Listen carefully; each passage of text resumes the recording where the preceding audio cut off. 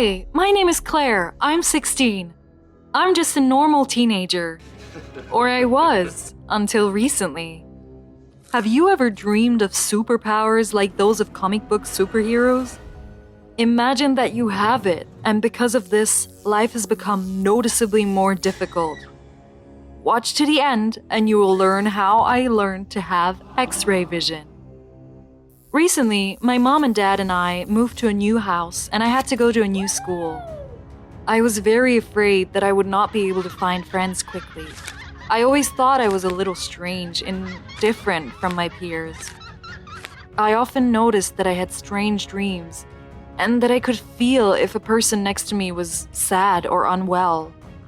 My strange sensitivity, as I called it, was always treated poorly by my classmates.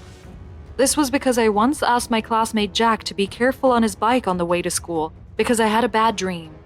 I didn't know why I asked him so confidently, because it was just a dream. But on the way, his bike chain caught in his pants just like in my dream and he fell to the side of the road.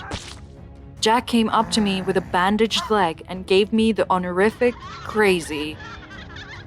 That's how it got to me. So I was afraid that history would repeat itself and decided to keep my mouth shut.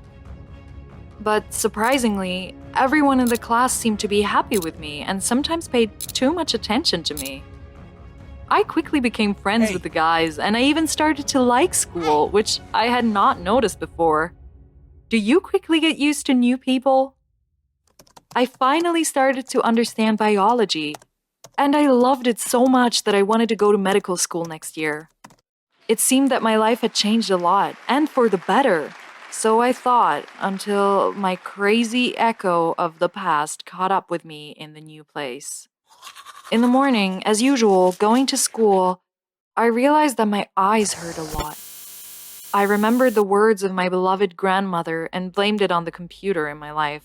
My father didn't take me to school that morning because he had a bad stomach ache and didn't know what to do with it for 4 days. My mother nervously put me in my father's car and drove me to school. I saw how she was going through it, and I wanted to calm her down. I still don't know how I saw it, but when I looked at my dad, I saw that there was something wrong with his pancreas. It was highlighted brown on his stomach. I told my mother that. She pretended that I didn't say anything strange and just said, I guess I should check it out. I could see that she wasn't taking my words seriously, but Dad was in so much pain that he was ready to believe anything to make him feel better.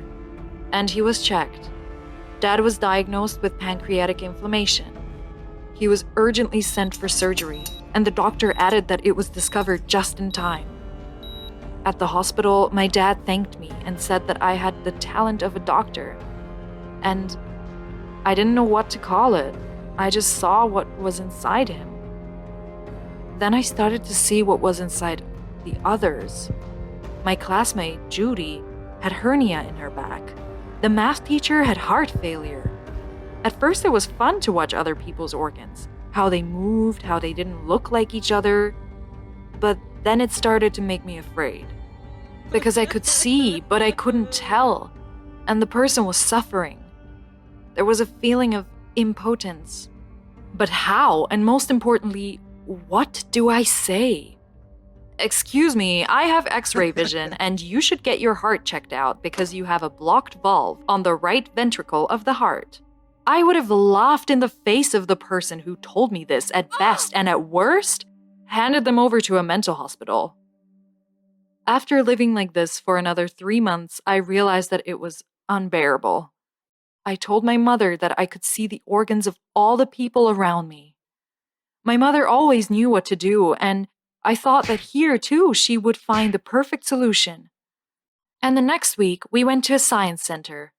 At first I thought we were just going to the doctor, until the door slammed and we were on opposite sides of that door with my parents. Great. At that moment, I felt that my parents had brazenly betrayed me. Where did they send me? What for? I was filled with resentment and fear. I did not understand what was coming. Experiments began on me.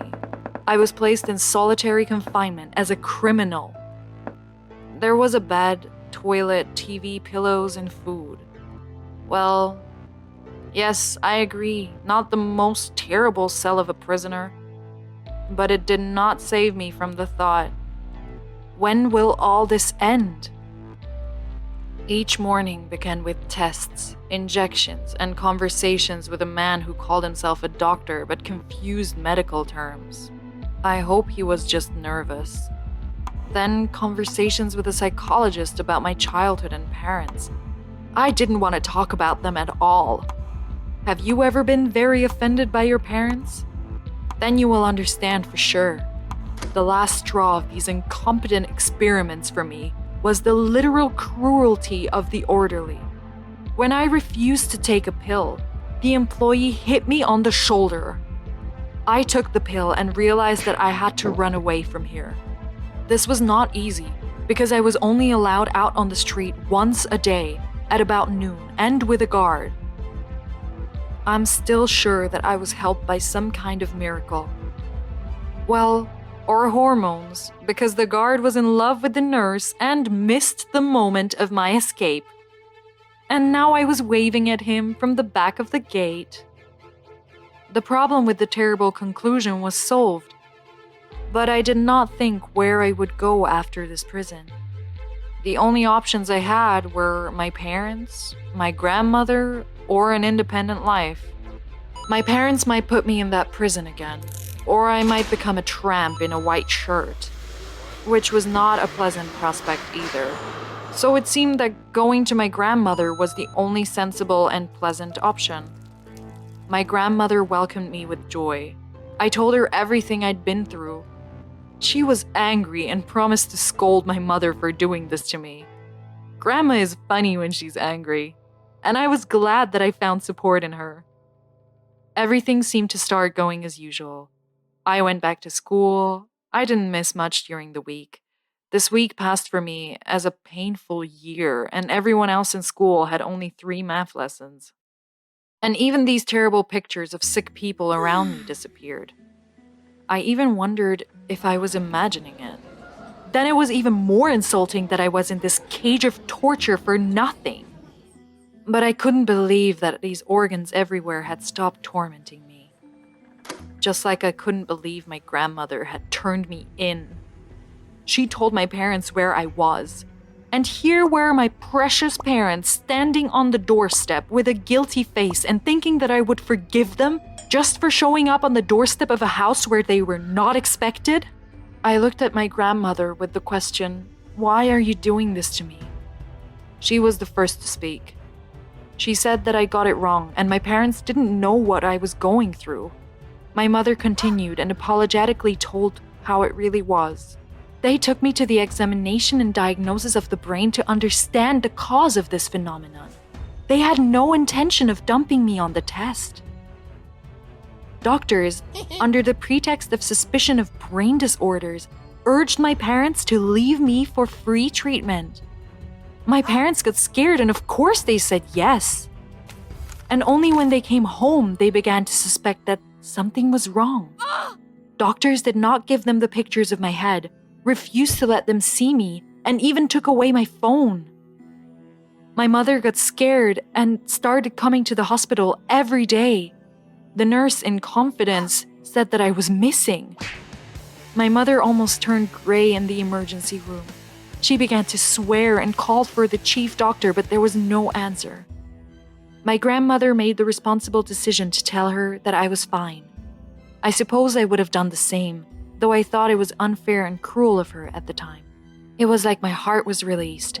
I realized that no one had betrayed me, and my parents didn't get rid of me as a monster that could tarnish their reputation. They love me and really want to help. My mother was determined and went to court to deal with the offenders. I don't know exactly what happened with the pseudoscience center. My mother was happy, so she had won the court. From her, I learned what really happened to me. The whole story with X-ray vision turned out to be my wild imagination and passion for medicine, plus overwork. I wasn't even upset that I wasn't special anymore. It was important to me that I was finally free from torment and that I could help people with my talent to heal and not with my ability to see the invisible.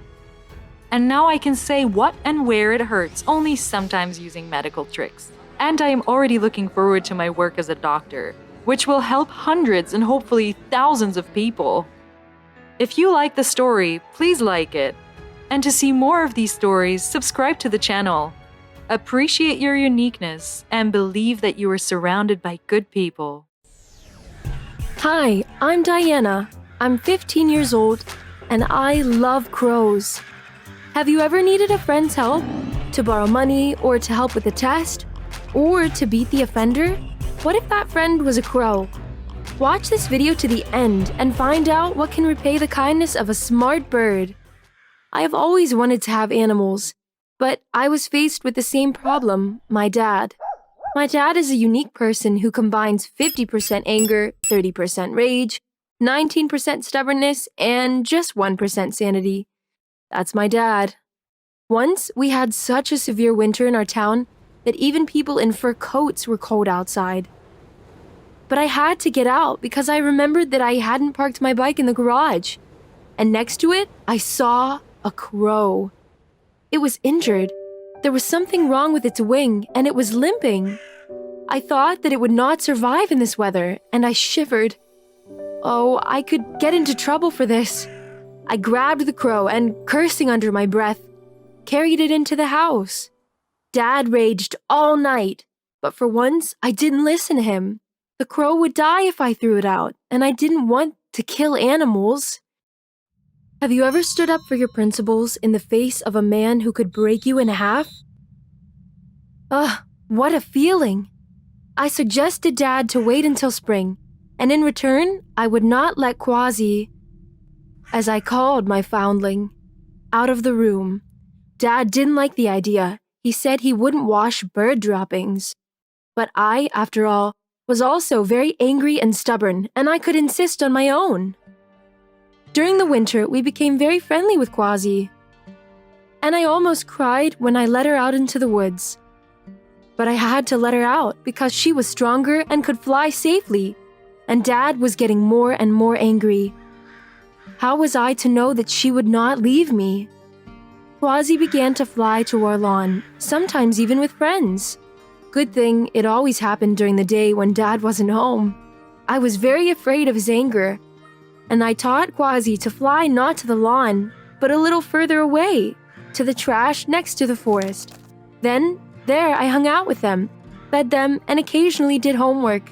It was great. I felt like a superhero, a girl mistress of the crows. And so, my 2 years passed. But one time, a complete mess happened.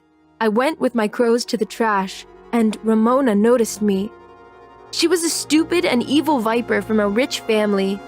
Everybody was trying to butter her up because otherwise she would ruin your whole life.